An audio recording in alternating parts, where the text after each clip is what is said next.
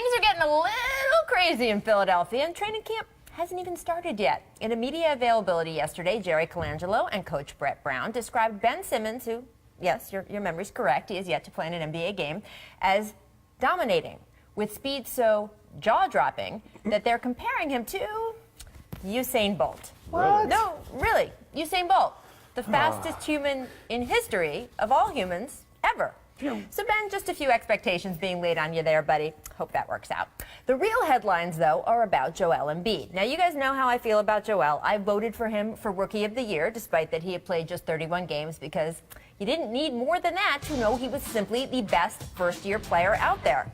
He's just electric on both ends of the floor, with an upside that feels almost unlimited. And off the court, please.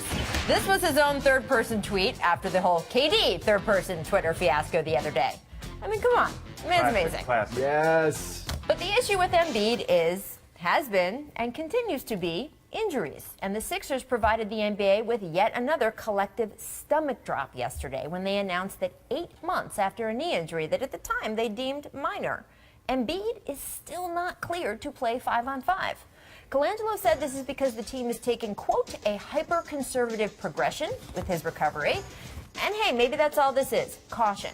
But it is notable the team feels it needs to continue to be this careful with Embiid so many months after what was supposed to be minor meniscus surgery.